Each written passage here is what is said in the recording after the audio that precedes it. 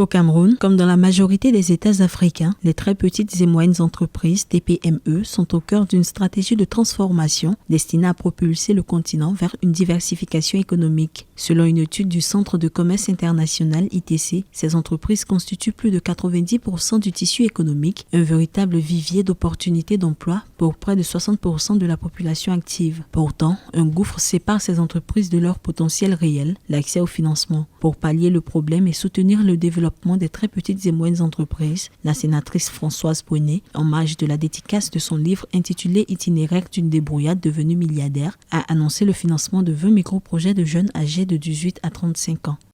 Les jeunes start-upers, ils n'ont pas de titre foncier et c'est pour cela que nous les octroyons des nanocrédits qui sont des crédits taillés sur mesure.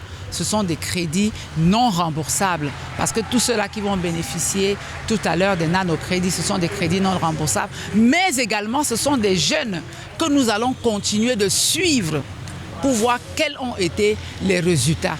Une occasion pour ces jeunes entrepreneurs de bénéficier des conseils et du soutien de l'une des opératrices économiques les plus emblématiques de l'Afrique centrale.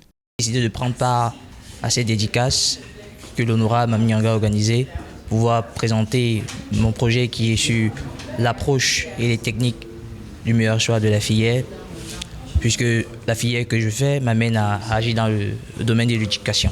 Cependant, il vise à contribuer à y remédier au chômage nombreux qui se trouve dans la société.